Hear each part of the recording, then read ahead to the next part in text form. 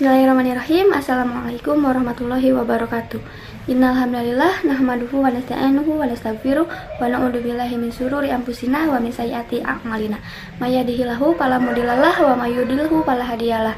Asyhadu an la ilaha illallah wahdahu la syarikalah wa asyhadu anna Muhammadan abduhu wa rasuluh, amma ba'du. Yang terhormat Bapak Dr. Hikmat Suganjar SAG selaku dosen pengampu mata kuliah penelitian tindakan kelas. Pada kesempatan kali ini saya akan melaporkan laporan penelitian tindakan kelas yang diteliti oleh saya di Sekolah SMP Negeri 1 Ibun. Ada salah satu permasalahan yang terjadi di sekolah tersebut, yaitu kurangnya hasil belajar siswa di mata pelajaran pendidikan agama Islam.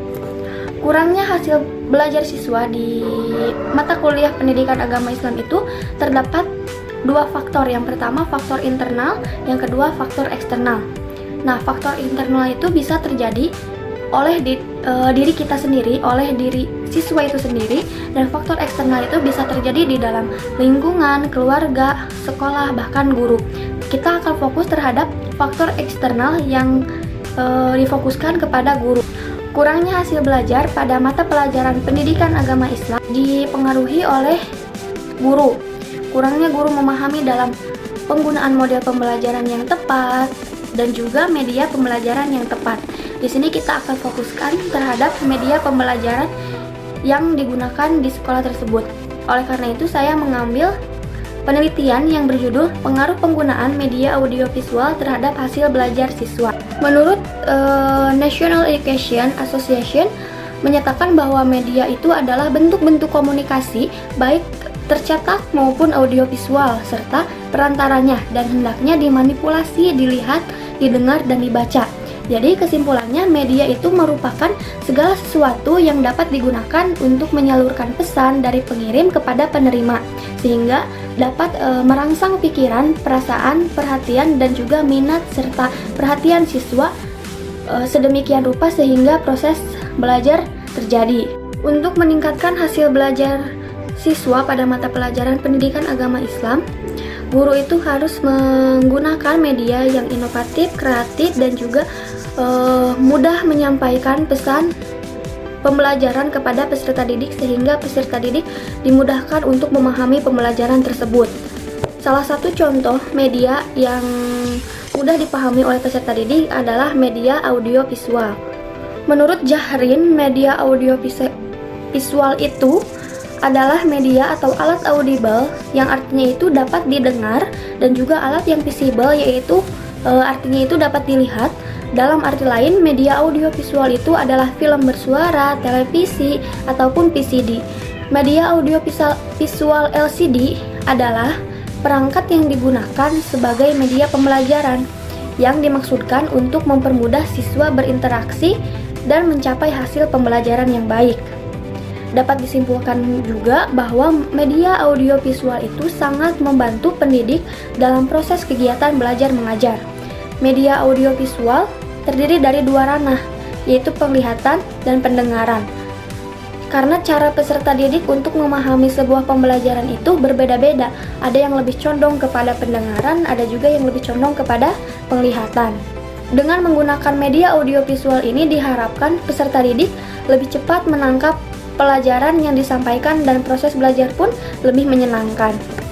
Dalam penelitian tindakan kelas yang dilakukan oleh saya melakukan ke dalam dua siklus, di mana tiap-tiap siklus itu dilaksanakan sesuai dengan perubahan permasalahan yang dicapai. Nah, untuk mengetahui permasalahan yang menyebabkan rendahnya hasil belajar siswa kelas 9 di SMP Negeri 1 Ibun, dilakukan observasi terhadap kegiatan pembelajaran melalui langkah-langkah yang akan ditentukan tindakan yang tepat dalam rangka meningkatkan hasil belajar siswa. Prosedur penelitian tindakan kelas dipaparkan dalam rangka yang pertama, tahap perencanaan. Tahap perencanaan atau plan merupakan serangkaian rancangan tindakan sistematis untuk meningkatkan apa yang hendak terjadi dalam penelitian tindakan kelas. Rencana tersebut harus berorientasi ke depan. Di samping itu, perencanaan harus menyadari sejak awal bahwa tindakannya tidak dapat diprediksi dan mempunyai resiko. Dan yang kedua ada tahap pelaksanaan. Tahap pelaksanaan itu merupakan apa yang dilakukan oleh seorang guru sebagai upaya perbaikan, peningkatan, atau perubahan yang diinginkan.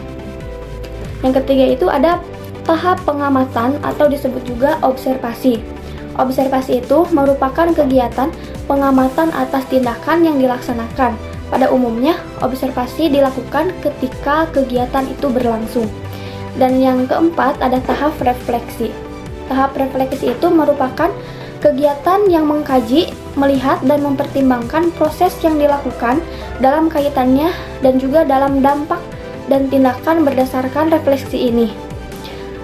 Guru dapat melakukan perbaikan terhadap rencana awal. Ada rencana siklus yang pertama. Yang pertama itu adalah persiapan tindakan atau tahap perencanaan. Nah, di dalam tahap perencanaan ini, peneliti atau saya menyiapkan pembelajaran yang terdiri dari yang pertama, menyimpulkan data yang didapatkan melalui observasi sebelumnya. Yang kedua, merencanakan pembelajaran dengan menggunakan media audio visual seperti PowerPoint, slide video, film. Dan yang ketiga, menyusun rencana pelaksanaan pembelajaran atau bisa disingkat juga RPP, mata pelajaran pendidikan agama Islam dengan menggunakan media audio visual. Yang kedua itu ada tahap penelitian atau tahap pelaksanaan. Pada tahap pelaksanaan ini dilakukan yang pertama, guru menjelaskan materi pendidikan agama Islam dengan menggunakan media audio visual. Yang kedua itu pengorganisasian siswa, yaitu membentuk 3 kelompok, kemudian diberikan soal kepada setiap siswa dan meminta mereka mengerjakannya. Yang ketiga, di dalam kegiatan pembelajaran secara umum, siswa itu melakukan kegiatan dengan langkah-langkah kegiatan yang tertera pada saat perencanaan. Lalu ada tahap observasi. Tahap observasi itu dilakukan observasi pelaksanaan tindakan. Aspek yang diamati adalah keaktifan siswa dalam bertanya dalam rangka menunjukkan kemampuan berpikir kritis siswa, serta mengamati respon siswa pada saat kegiatan pembelajaran dan ketika guru memberikan materi. Lalu yang terakhir tahap refleksi. Tahap ini dilakukannya evaluasi proses pembelajaran pada siklus yang pertama dan menjadi pertimbangan untuk siklus yang kedua untuk merencanakan siklus berikutnya atau siklus yang kedua. Nah, pertimbangan ini dilakukan bila menjumpai salah satu komponen penelitian yang belum tuntas. Setelah dilakukan siklus 1 yang tadi, saya melakukan penelitian siklus yang kedua. Nah, pada siklus yang kedua ini, hasil refleksi dan analisis data pada siklus yang pertama digunakan sebagai acuan untuk merencanakan siklus yang kedua dengan memperbaiki kelemahan dan kekurangan pada siklus yang pertama. Tahapan yang dilalui sama seperti tahap siklus yang pertama tadi, tetapi tujuannya untuk memperbaiki siklus yang pertama. Pada awal kondisi pada saat observasi, hasil belajar siswa itu hanya sebesar 42,5%. Nah, setelah siklus 1 yang tadi dijelaskan dilaksanakan, ada perubahan hasil belajar siswa yang tadinya 42,5% menjadi sebesar 60,1%. Dan dapat disimpulkan pada siklus yang kedua, ada penaikan yang signifikan dari hasil belajar siswa, yaitu 84,5%. Jadi pada saat awal kondisi observasi itu hanya 12,5% dan pada siklus yang pertama 60,1% dan terakhir pada siklus yang kedua 84,5%. Mungkin hanya itu saja yang dapat saya sampaikan, kurang lebihnya mohon dimaafkan. Wassalamualaikum warahmatullahi wabarakatuh.